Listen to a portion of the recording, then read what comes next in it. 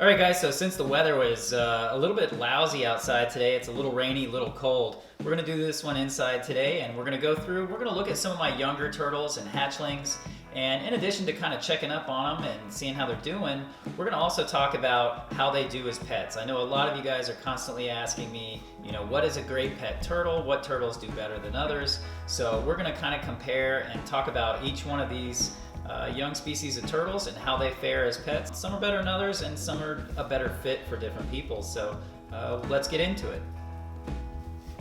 So to start with, we have my Chinese box turtle. I got this turtle, I believe last year at the end of 2020 when I went to visit my friend Charlie. He had gotten some McCord's box turtles and I believe another Chinese box turtle, and our mutual friend Anthony Perleone of the Turtle Room had included this one for me, and I couldn't be more stoked. I've always wanted to work with these guys, and I've always heard nothing but good things about them. You can see they have these beautiful kind of light yellow edges to the carapace, big black spot on the bottom. That's just so unique. This guy, even though he's being really shy right now, just an amazing turtle. Has a crazy appetite, will eat anything and everything. As soon as I come walking into the room, he comes running over. Fantastic turtle, does great as a pet. I would highly recommend these to anyone that is even mildly curious about this species, because this turtle has just done so well for me, right off the bat. And then I've also been told that they're very cold tolerant, so you can keep them outdoors year round in a lot of parts of kind of mid-US to South US and parts of Europe and Asia.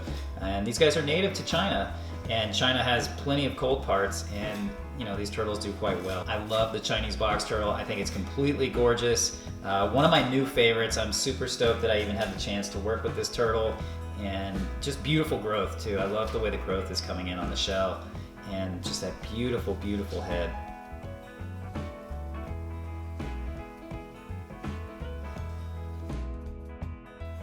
Alright, so the next turtles are these beautiful little river cooters.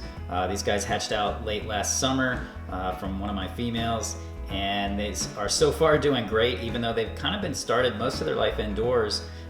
When they hatched out, they were so tiny, it was a little bit scary to try and keep them outdoors full time. So in early fall, I moved them inside, and they've been doing good. And I can't wait to get them out this spring and kind of put them in a covered enclosure and get them going. Now, these turtles are fantastic as far as personality. They have great personality, they feed well, they're beautiful to watch swim and bask. The downside is river cooters are our largest basking turtles. The females are capable of getting over 15 or 16 inches, and they are just a large, large turtle. So while river cooters make, fantastic, pets in terms of being, great personality and easy care, they're not my top pick because of their overall large size. You would be wanting to put these into a large pond. I mean, that's really the only way to house these properly. I mean, an aquarium just doesn't do these guys justice and give them what they need, to live happily. So I wouldn't recommend getting into any of the larger cooters unless you have the ability to house them outdoors. But if you do have that ability, you will get so much enjoyment out of these turtles. They just have such fantastic personalities and just beautiful colors, and they're just really fun to interact with. So I love these guys. They're growing great, and I'm super psyched to kind of see them continue growing.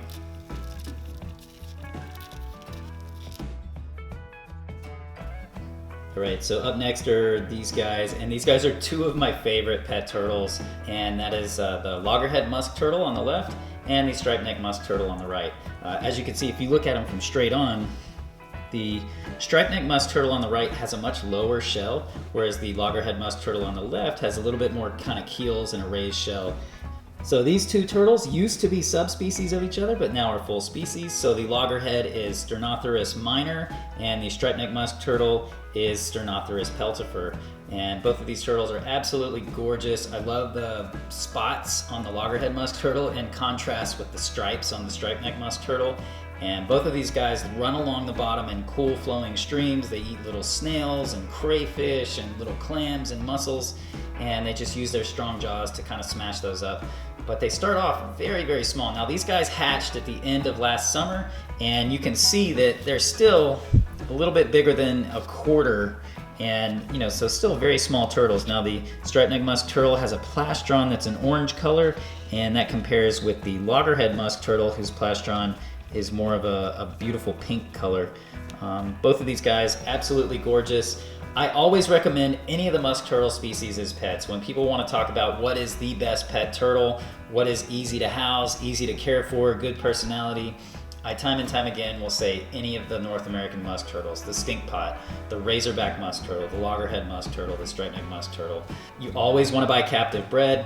These turtles are poached, so buying captive bred assures that these turtles came from turtles that have been in captivity and potentially from turtles that have already been bred. And then you're not affecting anything in the wild. So love these guys, and as you can see, they're not really doing a lot. So we'll see if they poke their heads out. Alright, so if you know me, you know I love the snapping turtles, and these guys are no exception. These are actually a couple of little hatchling Florida snapping turtles, and just fantastic little guys. Now, snapping turtles do not necessarily make great pets. In fact, they probably make terrible pets, but they are regular feeders. They learn who feeds them quickly, and if you have the ability to provide for them, they can actually do quite well. Now, to provide for a snapping turtle, even when you get a hatchling, you need to be planning for a very large turtle. Now, these guys are smaller than their cousins, the alligator snapping turtles, and I always recommend the Floridas among all the groups of snapping turtles because they tend to average smaller than the common snapping turtles. Now, they are considered to be the same species, but the local variety of the Florida snapping turtle does seem to average smaller. And they have a bit more of a wild appearance. They have kind of neater looking skin and shell with longer tubercles on the skin and kind of a more sculpted shell. But you do need to plan for a very large turtle, and don't plan on it being very friendly. Some turn out somewhat tame and then some don't. These guys right now are staying in a very small, heavily planted tub, so I almost never see them. I just put food in there and it disappears. These are a couple of my Florida snapping turtles. Love sharing these guys, and they don't do very much. They're very shy when they're babies.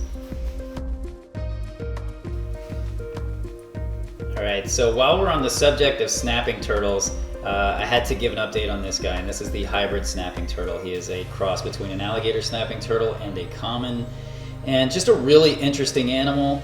It's kind of an interesting debate or dilemma with these hybrid turtles that people have been breeding and some of the morphs. I'm not a big fan of hybrids and morphs, but I also have kind of come to see the advantage being that, you know, as people are breeding for hybrids, as people are breeding for morphs, that's taking a lot of interest and a lot of pressure off of wild turtles. And it does, you know, in the long run, it would eventually end up lowering the poaching of wild turtles. So it's interesting to see where it's going, but if I was to rate this turtle as a pet turtle, I don't know if I could tell you that this would be a good pet turtle, because you would be basically combining the jaw strength of an alligator snapping turtle with the aggression of a common snapping turtle, and you would have probably a more dangerous turtle. I try very hard to not get bit by this guy. He tries very hard to bite me. If my hand even comes close, you know, those jaws open up and he lets me know that he means business. He's very, very, very defensive and very capable of inflicting a nasty little bite, even at his size. He's grown quite a bit. He's about, I would say about 3 inches, and, you know, just looks fantastic. It's really neat to see the traits of both snapping turtles kind of coming out in this one animal, and it's just been a real joy to raise, and just, I mean, blows my mind every time I look at it, because as it grows and as it ages, it goes back and forth on the traits of which turtle it's favoring. In some ways, you know, when I look at this shell, you know, I see a lot of the alligator snapping turtle in this shell, but then I look at it again and sometimes I feel like I see more traits of the common snapping turtle in the shell. So just an interesting animal, and he's a fantastic feeder. You know, with a cross between those two turtles, it's gonna eat. But would I recommend it as a pet? No, not unless you've kept snapping turtles for a really long time and you have a lot of experience with animals that would love to kill you. I really wouldn't recommend this for any beginner or anyone that hasn't really had a lot of experience with snapping turtles, but really interesting to look at.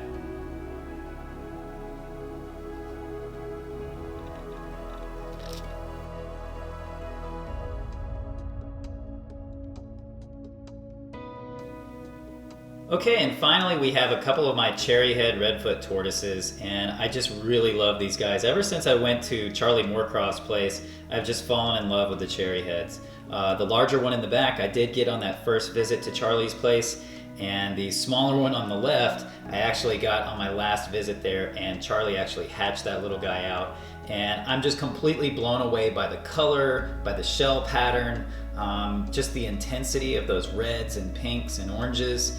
They're just fantastic tortoises. I always consider the Redfoot tortoises to already be some of the best pet tortoises there are. They're smaller size compared to things like sulcatas and some of the other larger tortoises.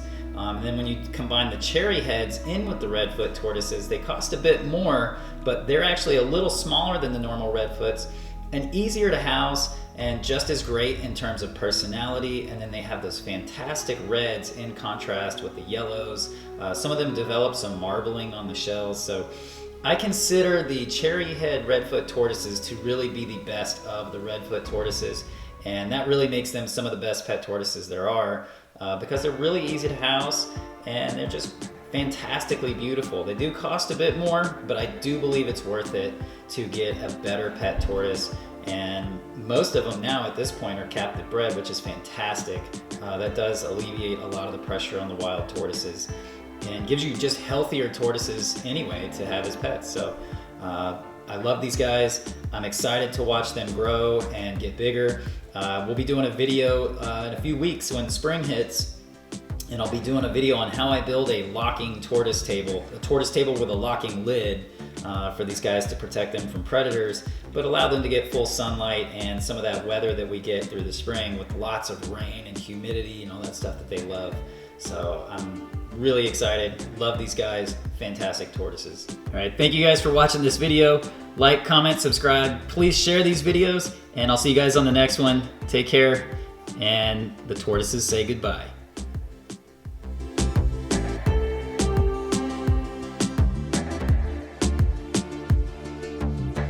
So